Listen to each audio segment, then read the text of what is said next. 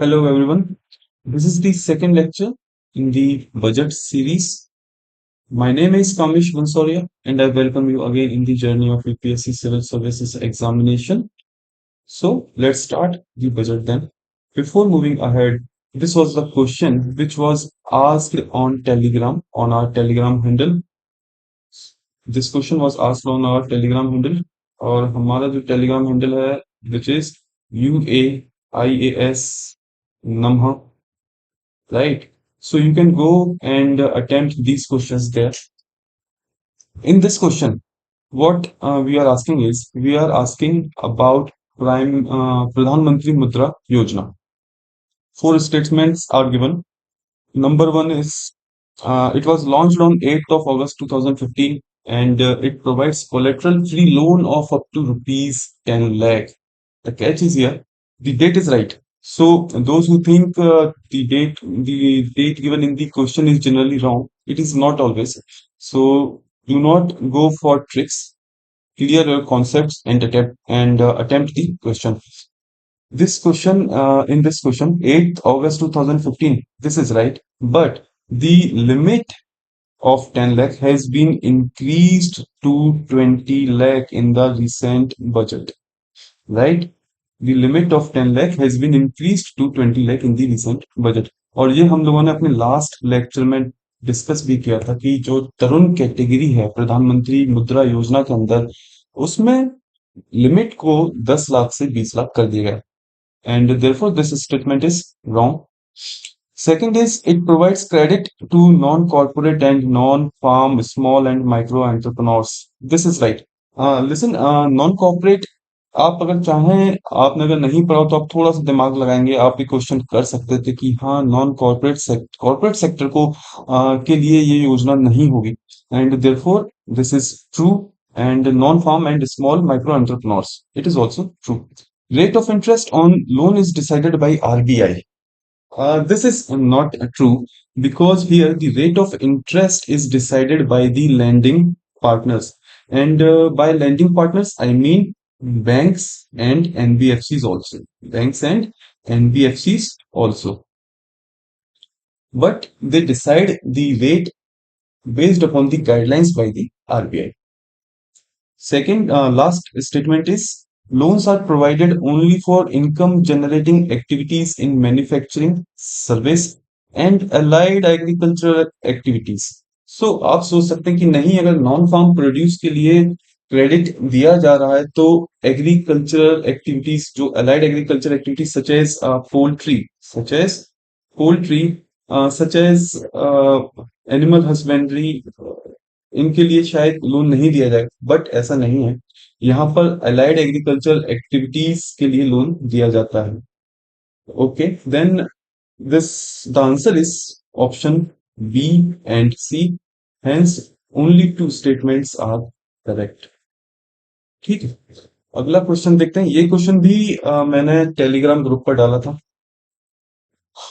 ये क्वेश्चन है हमारी कोऑपरेटिव बैंक्स के बारे में पहला स्टेटमेंट है are these banks are owned by respective government and operated by members respected government means state government और union government right so the answer here is this statement is wrong because cooperative banks are and managed owned and operated by their members. So this is wrong. And the statement B says that these banks are under the dual control of RBI and Registrar of Cooperative Societies of the respective government. This is true. Also, you need to remember one thing is that these banks are registered under the Cooperative Societies Act, right? These banks are registered under the Cooperative Societies Act. The statement C says that NABARD also conducts statutory inspection. This statement is absolutely correct. You can look for this statement on the NABARD website also. So NABARD also conduct the statutory inspection of cooperative banks. And here the answer is B and C. सो देखते हैं हमने last lecture में हमने अपने budget में discuss किया था कि बजट के रिगार्डिंग कॉन्स्टिट्यूशनल प्रोविजंस क्या हैं बजट की थीम को हमने काफी ज्यादा डिटेल्ड एनालिसिस किया था, उसके फोकस एरिया पर जो कि एक्रोनिम है ज्ञान, वो भी हमने देखा। प्रायोरिटीज अलग अलग हमने बजट की देखी, और हम देख रहे थे बजट का क्लासिफिकेशन। तो अब हम शुरुआत करते हैं बजट के क्लासिफिकेशन से। Generally the budget is divided into two accounts. Budget is divided into two accounts, revenue account and capital account. When any transaction affect the liability and transaction affect the liability and asset side asset side, then it falls under the capital account. अगर कोई भी transaction सरकार की liability को बढ़ाता है, उसको कम करता है, या उसके एसेट्स में चेंज करता है, तो वो हमारे कैपिटल अकाउंट के अंदर में आएगा। वहीं पर वो सारे ट्रांजैक्शन जो कि लायबिलिटी और एसेट को अफेक्ट नहीं करते, वो हमारे कहाँ जाएंगे? रिवेन्यू अकाउंट में जाएंगे। फर्दर हम ये भी समझ सकते हैं कि रिवेन्यू अकाउंट में वो सारे ट्रांजैक्शंस जाते हैं जो कि डे टू डे लाइफ के लिए किए जाते हैं, जैसे कि हम आगे देखेंगे। ठीक है। Further, the capital account or revenue account both are divided into two: revenue receipt, revenue expenditure, capital receipt and capital expenditure. Revenue receipt का मतलब क्या हुआ कि जहां से मुझे एक साल में रिवेन्यू आ रहा है, ठीक है, मैं उसको मानूंगा रिवेन्यू रिसीट में। अगेन, वो सारी रिसीट जहां पर मैं ना ही कोई एसेट को अफेक्ट कर रहा हूं और ना ही किसी लाइबिलिटी को बढ़ा रहा हूं, वो सारी रिसीट किसमें आएंगी? रिवेन्यू रिसीट में। For example tax revenue. ठीक है, टैक्स रिवेन्यू हम लोग देख सकते हैं जीएसटी, हम लोग यहाँ पर देख सकते हैं इनकम टैक्स, हम लोग यहाँ पर देख सकते हैं wealth tax. Again we can see about corporate tax. तो ये जो सारे टैक्स हैं जिनसे कि सरकार की आमदनी होती है इनकी गिवन ईयर, ये सभी टैक्स कहां पर जाते हैं? टैक्स रिवेन्यू में।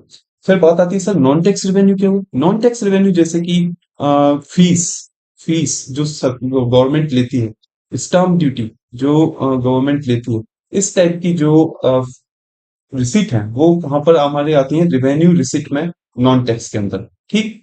देन रिवेन्यू एक्सपेंडिचर क्या हुआ? हमने कहा था कि वो सारे एक्सपेंडिचर जो लायबिलिटी को नहीं बढ़ा रहे, उसको कम नहीं कर रहे और एसेट में चेंज नहीं कर रहे, वो आएंगे रेवेन्यू एक्सपेंडिचर में। जैसे कि फॉर एग्जांपल हम लोग ले सकते हैं सैलरीज। गवर्नमेंट क्या करती है? सैलरीज जो कि अपने लोगों को, अपने एम्प्लॉयज को जो सैलरी देती है, एग्जाम्पल के तौर पर, वो हमारे कहाँ आता है? रिवेन्यू एक्सपेंडिचर में। वहीं पर वहीं पर अब हम बात करेंगे कैपिटल रिसीट की। तो आपको समझना होगा कि देखिए, गवर्नमेंट जो है वो लोन्स लेती है, लोन्स देती है, ठीक है ना? तो जब गवर्नमेंट किसी को लोन देगी तो वो कहाँ आएगा? वो आएगा हमारे कैपिटल एक्सपेंडिचर में। General because loan is an asset for government. हम एसेट क्यों बोल रहे हैं सर लोन को? क्योंकि जो गवर्नमेंट है वो लोन पर इंटरेस्ट अर्न करती है, और जब भी किसी जगह से आपकी अर्निंग होगी तो वो आपके लिए एसेट कहलाएगा। Hence we are saying loans as asset. तो हमारी गवर्नमेंट के लिए लोन्स क्या हो गए? एसेट हो गए। और इन पर जो इंटरेस्ट आता है, इन पर जो इंटरेस्ट आता है वो कहाँ आएगा? वो आएगा हमारे रिवेन्यू रिसीट में। ठीक है। क्योंकि इंटरेस्ट से ना ही मैं कोई लाइबिलिटी बना रहा हूं और ना ही मैं कोई एसेट बना रहा हूं। तो ये जो मेरा इंटरेस्ट आता है, इंटरेस्ट मेरा कहाँ आएगा? रिवेन्यू रिसीट में। अगेन, जो मैं लोन कभी किसी से लूंगा, अगर मेरी सरकार कहीं से लोन लेती है तो वो कहाँ आता है? कैपिटल रिसिप्ट में। लोन रिसीव्ड, लोन रिसीव्ड कहाँ आएगा? कैपिटल रिसिप्ट में। और अगर सरकार लोन लेती है तो उसको भी टैक्स देना पड़ेगा, और ये जो टैक्स होता है अगेन वो ना ही लाइबिलिटी को बढ़ा रहा है, ना ही एसेट साइज को, एसेट साइड को चेंज कर रहा है। इसीलिए ये कहाँ जाएगा? हमारा रिवेन्यू एक्सपेंडिचर में, यानी कि इंटरेस्ट पेड। ठीक। अगेन हम बात करते हैं ग्रांट्स की। सरकार अगर कोई ग्रांट ले रही है तो सर वो कहाँ जाएगा? वो जाएगा कहाँ पर? हमारे रिवेन्यू रिसीट में। और रिवेन्यू रिसीट में हमारा ग्रांट क्यों जाएगा? क्योंकि अगेन ग्रांट का मतलब क्या हुआ? ग्रांट होता है जनरली, अगर मैं आपको ग्रांट समझाऊं, ग्रांट क्या है? It is a one sided transaction. ठीक है ना? इसकी एक्सचेंज में आप कोई भी गुड्स एंड सर्विसेज नहीं देते। ग्रांट सिंपली वन साइडेड होते हैं, और यहाँ पर कोई इंटरेस्ट वगैरह भी नहीं लगता। तो डेफिनेटली ना ही आपकी लायबिलिटी बढ़ रही है अगेन, और ना ही एसेट बढ़ रहा है। तो ये हमारा जाता है रिवेन्यू रिसिप्ट में। ठीक है।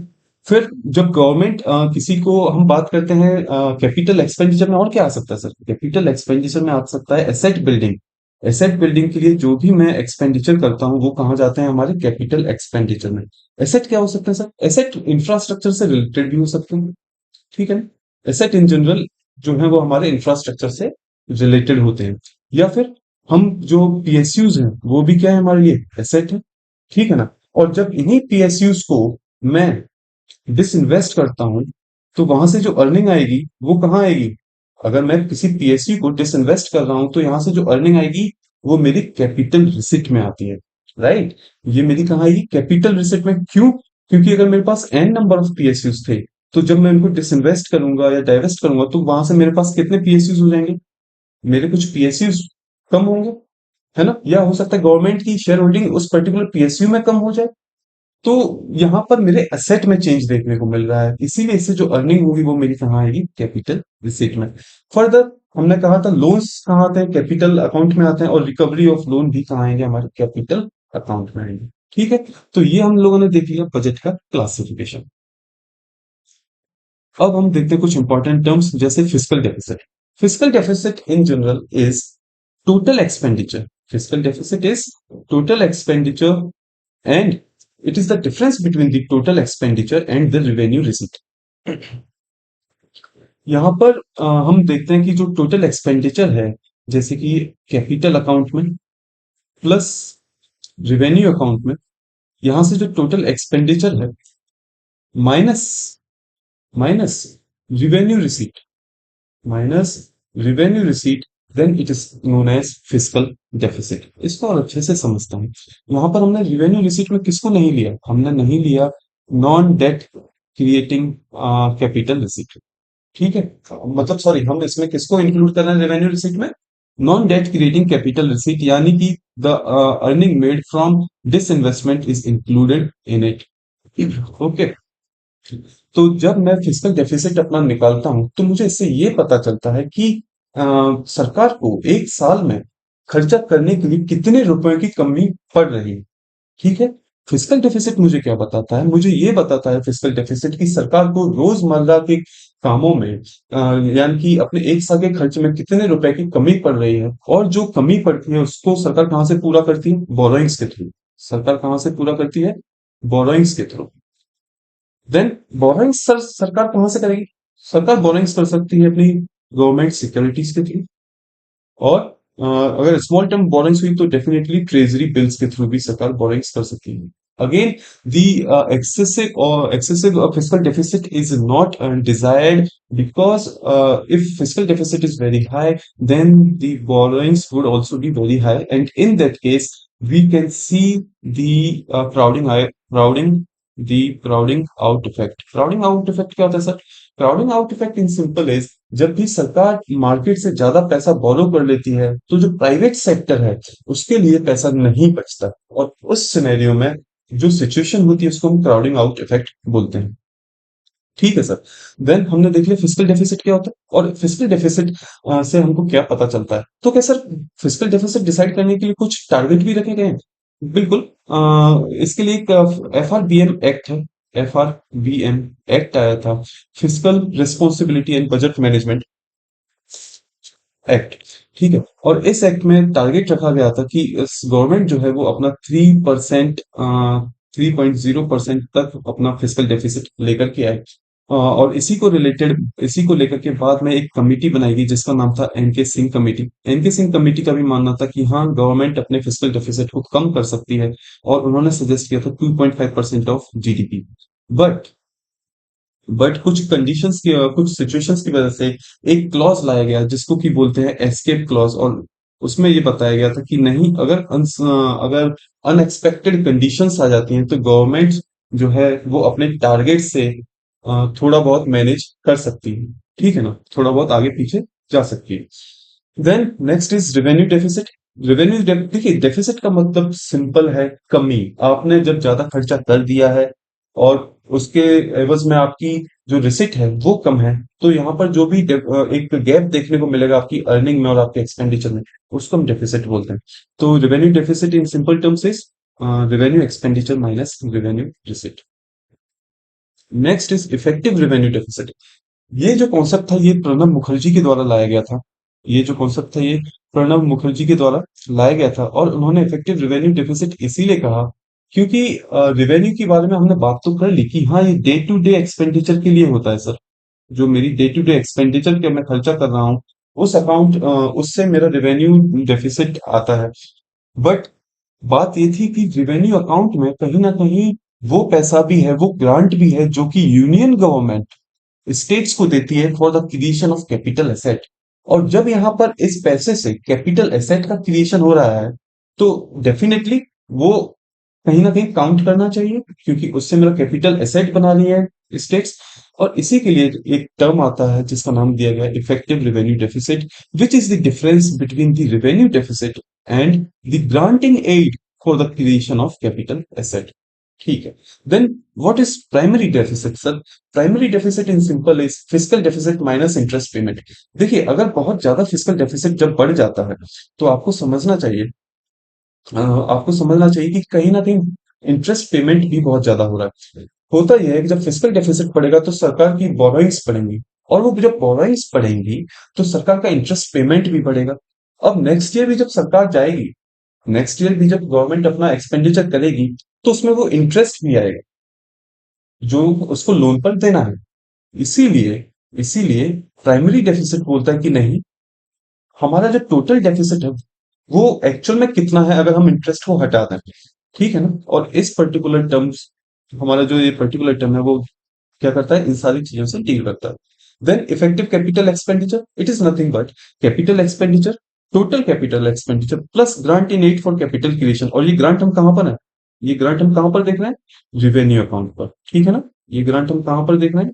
रिवेन्यू अकाउंट पर। ठीक है। इसके बाद हम लोग देखेंगे कि हाँ ये जो इफेक्टिव कैपिटल एक्सपेंडिचर है वो उसका क्या सिनेरियो रहा है हाल ही के सालों में। तो देखेंगे कि ये 2022-2023 में कितना था, 10.5। फिर उसके बाद 23-24 में 13.7, और कहीं ना कहीं इसी के आसपास होगा कर रहा है। और इस बार के बजट में माना गया कि हम लोगों का इफेक्टिव कैपिटल एक्सपेंडिचर जो होगा वो कितना होगा, 15.0, which is a good sign. क्योंकि हम भी चाहते हैं कि हमारा जो देश की इकोनॉमी है उसमें ज्यादातर कैपिटल एक्सपेंडिचर हो बजाय रिवेन्यू एक्सपेंडिचर के। राइट? अगर आप अपना जो ज्यादा पैसा है, जो ज्यादा आपकी अर्निंग है वो रेवेन्यू एक्सपेंडिचर में लगा देंगे तो कैपिटल क्रिएशन नहीं हो पाएगा। और जो ग्रोथ है, जो डेवलपमेंट है, वो डिपेंड करता है हमारे कैपिटल क्रिएशन के ऊपर। उसके बाद हम देखेंगे, ये आपको जनरली इसमें ऐसा कुछ समझने का नहीं है, बट आपको ये याद करना होगा कि गवर्नमेंट का सबसे ज्यादा पैसा कहाँ से आता है, गवर्नमेंट का सबसे ज्यादा पैसा कहाँ से जाता है। इस टाइप की रैंकिंग आपसे पूछ ली जाती है, तो एक बार आप इस स्लाइड पे देख लीजिएगा। इसमें बताया कि सबसे ज्यादा पैसा जो गवर्नमेंट का है वो बोरिंग और एंड अदर लाइबिलिटीज से आ रहा है। ठीक है ना? जाहिर सी बात है बोरिंग से आएगा तो फिर इंटरेस्ट पेमेंट भी सबसे ज्यादा उसको देना पड़ेगा। उसके बाद हम देखते हैं जीएसटी से है, एंड देन इनकम टैक्स से है। यहाँ पर भी आप देख सकते हैं कि सबसे ज्यादा जो गवर्नमेंट ने खर्चा किया है वो कहाँ किया है। इसके बाद इंटरेस्ट पेमेंट पे 19% है, एंड फर्स्ट जो है वो states and state share of tax and duties.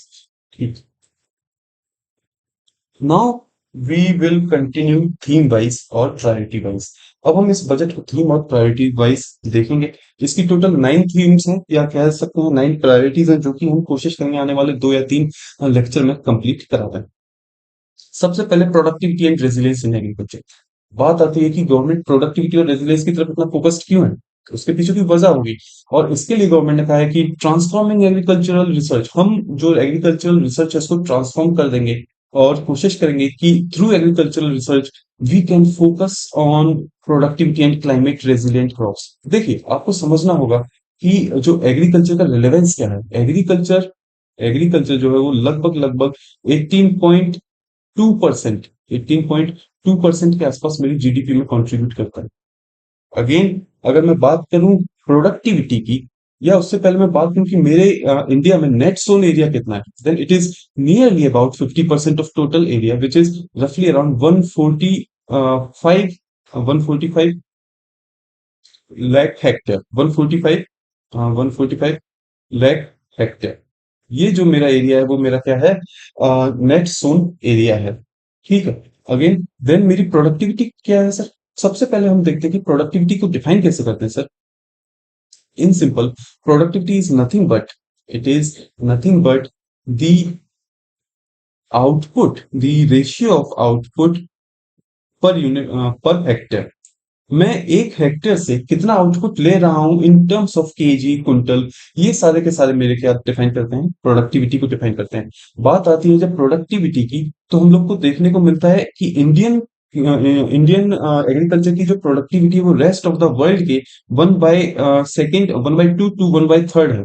ठीक है ना? जो वर्ल्ड एवरेज है उससे मेरी प्रोडक्टिविटी हाफ या 1/3 है। वहीं पर अगर हम बात करते हैं चाइना के साथ उसकी कंपैरिजन करें या जापान के साथ कंपैरिजन करें, तो जापान की प्रोडक्टिविटी का अंदाजा इससे लगाया जा सकता है कि जापान में जो राइस प्रोडक्शन होता है उसमें पर हेक्टेयर 5 टाइम्स ज्यादा राइस प्रोडक्शन होता है जापान में एज कंपेयर टू इंडिया।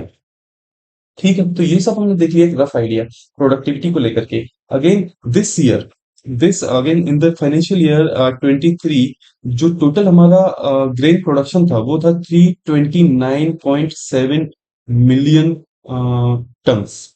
ठीक है ना?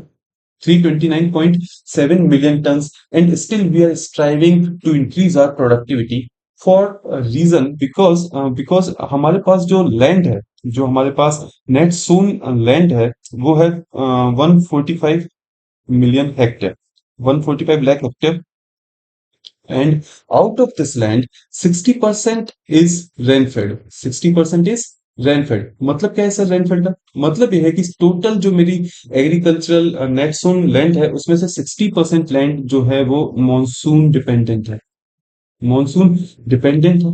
हेंस हेंस जो प्रोडक्शन है वो काफी वेरी वेरी करता है year two year, depending on the monsoon, depending on the monsoon. Also because of increasing, because of continuously increasing, or because of increasing population size, because of increasing population size we need to increase our productivity, क्योंकि यहाँ पर हम अपनी land के size को increase नहीं कर सकते, but we can do all is to increase our productivity. ठीक है। Second is to increase the farmers income, to increase the farmers income. देखिए गवर्नमेंट का टारगेट था कि to double the farmer income by 2022। ठीक है, गवर्नमेंट ने बोला था कि 2022 तक कोशिश की जाएगी कि हम अपने फार्मर्स की जो इनकम है उसको डबल कर दें, फार्मर्स की इनकम को क्या कर दें, 2 टाइम्स कर दें। बट ऐसा नहीं हो पाया, और इसके लिए गवर्नमेंट ने एक कमेटी बनाई थी जिसका नाम था अशोक दलवाई कमेटी, अशोक दलवाई कमेटी। इस कमेटी ने कुछ कुछ रिकमेंडेशन दी जिसमें ये भी था कि हमको जरूरत है कि हम अपनी फार्मर्स की प्रोडक्टिव हम अपनी एग्रीकल्चरल प्रोडक्टिविटी को क्या करें, इंक्रीज करें। ठीक है, और इन्हीं सभी वजह की वजह से ये जो बजट है वो फोकस कर रहा है हमारे एग्रीकल्चरल प्रोडक्टिविटी के इंक्रीज करने के ऊपर। ठीक है, बट बात ये आती है सर एग्रीकल्चरल प्रोडक्टिविटी को इंक्रीज करने की जो बात है, देखिए एग्रीकल्चर प्रोडक्टिविटी को हम इंक्रीज करने की बात तो कर रहे हैं, बट कैसे, इसका थोड़ा एनालिसिस तो किया जाए। हमारे इंडिया में जो प्रोडक्टिविटी के बेसिस पर जो डिवीजन है वो जनरली है low productive area, low productive areas, second high productive areas, high productive areas, and third is moderately productive areas, moderately productive area. जब हम बात करते हैं लो प्रोडक्टिव एरिया की, तो इसमें जनरली आते हैं ड्राई एरियाज, ड्राई एरियाज और हिली एरियाज। तो ये जो पर्टिकुलर एरियाज हैं, because of extreme situations, extreme climatic situation और वेदर सिचुएशन, यहाँ पर बहुत कम स्कोप है कि हम अपनी प्रोडक्टिविटी को इंक्रीज कर सकें। First thing. सेकंड थिंग, जब हम बात करते हैं हाई प्रोडक्टिविटी रीजन की, तो these regions are generally green revolutionary region. जो वो एरिया जो कि ग्रीन रिवॉल्यूशन से इन्फ्लुएंस थे वो सारे के सारे जनरली इसमें आते हैं, जैसे कि पंजाब, जैसे कि हरियाणा, जैसे कि western Uttar Pradesh and northern Rajasthan, तो अब इन एरियाज में भी कहीं ना कहीं पोटेंशियल इनका अचीव हो चुका है, और यहाँ पर इन एरियाज में शिकायत अब आने लगी है बिकॉज ऑफ हाई और excessive use of fertilizer and pesticides. We have seen the decline in the quality of the soil in these areas. Also, the water table has decreased in these areas. Right? आपको एक समझना चाहिए कि India में जो सबसे ज्यादा irrigation होता है वो होता है थ्रू ट्यूबवेल्स, थ्रू ट्यूबवेल्स। और because of green revolution in areas में एक्सेसिव फार्मिंग की गई, एंड अब यहाँ पर ये हो गया कि we can not increase the productivity significantly in these areas. Then अब हमारे पास बचता कौन सा एरिया है? हमारे पास बचता है मॉडरेटली मॉडरेट जिसकी productivity areas, moderate productivity areas, और ये एरियाज है generally Bihar, Bihar areas like West Bengal, areas like Odisha, and areas like Eastern Uttar Pradesh. But यहाँ पर अगर आप इस सारे के सारे एरियाज को ध्यान से देखें तो यहाँ भी एक इशू ये है कि यहाँ पर पॉपुलेशन प्रेशर बहुत ज्यादा है। इन एरियाज में पॉपुलेशन प्रेशर बहुत ज्यादा है, और यहाँ पर एग्रीकल्चर में हमको क्या देखने को मिलता है? Disguised unemployment, disguised unemployment. Hence hence Dalwai committee ने रिकमेंड किया था कि इन्हीं सारी वजहों की वजह से हमको जरूरत है कि हम क्या करें, to we should move our people from agriculture to non-farm activities so that we can reduce the burden on agriculture in such areas। ठीक है ना? और ये रिकमेंडेशन किसने दी थी? Dalwai committee, Dalwai committee. तो बात जब आएगी प्रोडक्टिविटी को इंक्रीज करने की, then we can definitely increase the productivity, but in the areas which have currently moderate productivity, right? Second important terms while increasing productivity is we cannot afford increasing productivity at the cost of declining at the cost of declining efficiency, right? हम ये नहीं चाहेंगे कि हमारी efficiency कम हो जाए और हमारी प्रोडक्टिविटी बढ़ जाए। ये सारे जो एनालिसिस है हम मेंस पर्सपेक्टिव से कर रहे हैं, राइट?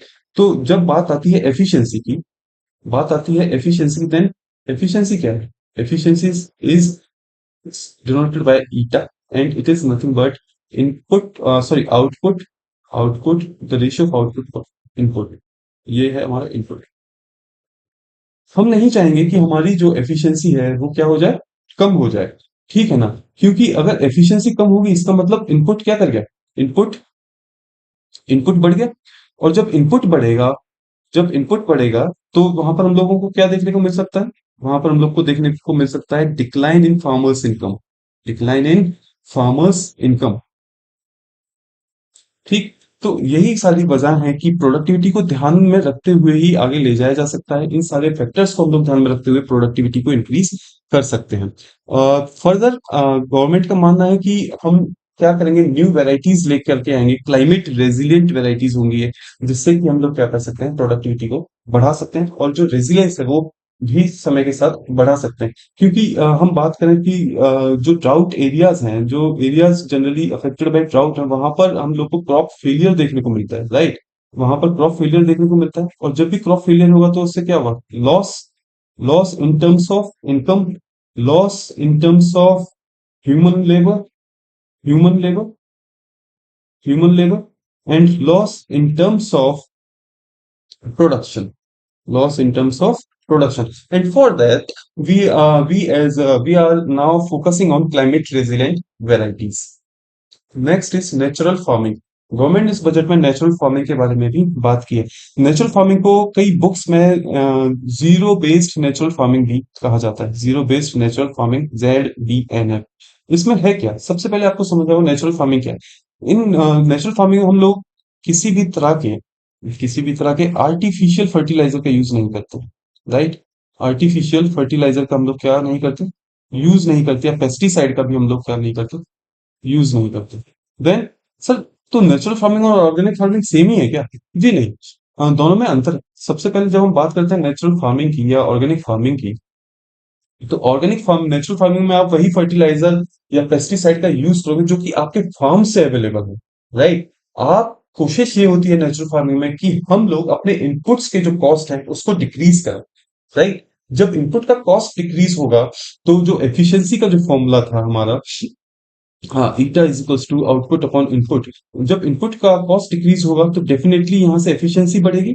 इसीलिए कहा जाता है कि नेचुरल फार्मिंग में एफिशिएंसी ज्यादा होती है, एंड कॉस्ट ऑफ प्रोडक्शन क्या हो जाएगा, कॉस्ट ऑफ प्रोडक्शन डिक्लाइन कर जाएगा, और उसकी वजह से फार्मर इनकम में क्या होगा, इंक्रीज देखने को मिल सकता है।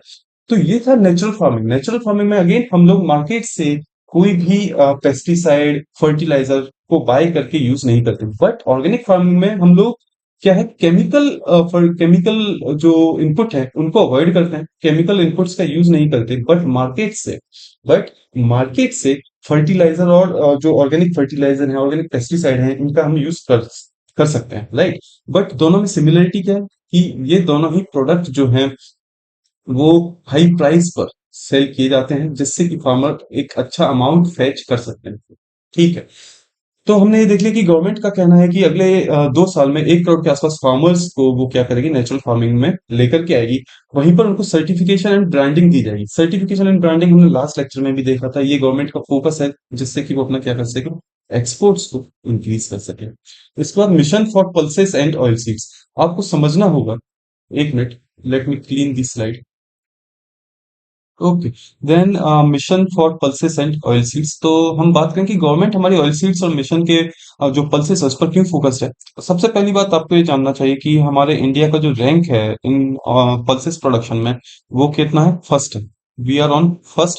बट हम बात करते हैं ऑयल सीड्स की। ऑयल सीड्स की जो हम बात करते हैं, तो we are the net importer here. And हम अपना ऑयल सीड्स कहाँ से इंपोर्ट करते हैं, generally from Indonesia. From Indonesia we import edible oils from Malaysia, Indonesia, Malaysia, and other Southeast Asian countries. हम बात करें जब ऑयल सीड्स की, then what we need to consider here is कि बेसिकली 60% के आसपास जो हमारा डोमेस्टिक नीड है, we fulfill it from importing the oil from the neighboring countries। ठीक है। और जस्ट बिकॉज ऑफ इट, एक जो फूड बास्केट है जो कि इंपोर्ट की जाती है, अगर कोई फूड बास्केट इंपोर्ट की जाए, तो उसमें एक मेजर चंक जाता है हमारे ऑयल सीड्स के पेमेंट के लिए, oil seeds sorry edible oil के पेमेंट के लिए, ऑयल सीड्स और एडिबल ऑयल पेमेंट के लिए। ठीक है। But recently in the financial year 23, what we have seen is we have seen the increase in the area of cultivation of oil seeds, right? Increase in the area of the cultivation of oil seeds by 17%। लगभग 17% के आसपास जो हमारा oil seed cultivation में आने वाला area है, उसमें इंक्रीज देखने को मिला है। And just because of it, now we are importing around 57% of our domestic need. तो बात यह है कि अभी भी हम लोग कहीं ना कहीं इंपोर्ट तो कर ही रहे हैं, और इसी के लिए गवर्नमेंट ने कहा कि नहीं, अब हमको इसमें आत्मनिर्भर होने की जरूरत है। And for that we are very much focused on the production, storage and marketing of pulses and oil seeds. Next is digital public infrastructure. तो जब बात आती है डिजिटल पब्लिक इंफ्रास्ट्रक्चर की, तो इसके कुछ एग्जांपल्स जैसे कि आप समझ सकते हैं क्या है। एक है हमारा digi locker, like, right, digi locker, जहां पर आप क्या करते हैं, अपने जो इंपॉर्टेंट डॉक्यूमेंट्स हैं उनको सेव करते हैं। सेकंड हमारा हो सकता है यूपीआई। यूपीआई, तो यहां से आप समझ सकते हैं कि digital public infrastructure in short is nothing but any infrastructure which is available digitally and which can be used by public for their convenience, right. और गवर्नमेंट का भी क्या कहना है, गवर्नमेंट ये बोली कि लगभग 6 करोड़ फार्मर्स और उनकी जो लैंड है उसका हम रिकॉर्ड रखेंगे कहाँ पर, जो हमारी रजिस्ट्रीज हैं, रजिस्ट्रीज यानी कि जो कि डिजिटल फॉर्म में है। Hence we can say that government is focused towards digitization of land record, digitization of land record. ठीक है। इससे होगा क्या, इससे ये होगा कि जो एक रिडंडेंसी देखने को मिलती है लैंड रिकॉर्ड में, वो कम होगी। सेकंड, जो क्रेडिट फैसिलिटीज है वो बेटर तरीके से फार्मर्स को प्रोवाइड कराई जा सकेंगी। थर्ड, जो कि डीबीटी है, on the basis of land that can be provided them in a better way. And fourth is better targeting of farmers, right? We can target better farmers through this. Now, government is very much focused in this budget on shrimp production and export, and for this, government is saying that the financing will be provided by NABARD bank. जो financing है वो किसके द्वारा provide कराई जाएगी? NABARD bank के द्वारा। और फिर हम बात करते हैं नेशनल कोऑपरेशन पॉलिसी की, तो यहाँ पर गवर्नमेंट बोली कि नहीं, कोऑपरेटिव सेक्टर्स को जो कि हमारे फार्मिंग जोन में देखने को मिलते हैं, उनको प्रमोट करने के लिए हम नेशनल कोऑपरेशन पॉलिसी लेके आएंगे। बात यह है कि कोऑपरेटिव सेक्टर पर हम लोग इतना फोकस करते हैं, बट हमने ये भी देखा कि इससे क्या क्या फायदे हो सकते हैं, वो हमने लास्ट लेक्चर में देखा। और अभी भी हम लोग इतना इसकी जो पोटेंशियल है उसको रियलाइज नहीं कर पा रहे। The main reason is large farmers. The main reason is large farmer. होता यह है कि ये लार्ज फार्मर्स जाकर के लार्ज फार्मर्स होता यह है कि ये लार्ज फार्मर्स जाकर के स्मॉल फार्मर्स के साथ एक कोऑपरेशन बनाते हैं, एक कोऑपरेटिव सेक्टर में आते हैं, ठीक है, कोऑपरेटिव फार्मिंग करते हैं। और यहाँ से जो होने वाले जो बेनिफिट्स हैं कोऑपरेटिव फार्मिंग के, उसको एक कॉर्नर कर लेते हैं, राइट। ये जो छोटे फार्मर्स हैं, लार्ज और स्मॉल एंड मार्जिनल फार्मर्स यहाँ पर जो हैं, इनको उतना ज्यादा बेनिफिट नहीं मिल पाता। ये लार्ज फार्मर खुद ही अपने तरफ वो सारे बेनिफिट्स को रख लेते हैं, चाहे वो in the form of urea हो, या फिर in the form of high yielding variety seeds जो कि गवर्नमेंट से मिलती हैं, ठीक है ना। बात जब हम करते हैं अगेन फर्टिलाइजर वगैरह की, तो उसमें एक पॉइंट और आपको बताना चाहेंगे कि जो गवर्नमेंट है उसने कहा है कि लगभग 1,64,000 करोड़ के आसपास की सब्सिडी दी जाती है, इस बार भी दी जाएगी फर्टिलाइजर के लिए। और एक यही रीजन भी हो सकता है कि गवर्नमेंट इतना अब समझ रही है कि नेचुरल फार्मिंग को प्रमोट किया जाए, जिससे कि ये जो फर्टिलाइजर है जिसमें कि सब्सिडी दी जा रही है वो क्या कर सके, कम कर सके। अगेन अगेन ये रीजन ये भी है कि फर्टिलाइजर इंडस्ट्री जो है वो हैवीली डिपेंड करती है क्रूड ऑयल पर एंड नेचुरल गैस पर। Crude oil and natural gas which we import, ठीक है ना, and natural gas which we import, and just because of these industries also we are importing huge amount of crude oil and natural gas, and because of these जो हमारा revenue account है because of these जो हमारा revenue account है इस पर burden देखने को हमको मिलता है, ठीक है।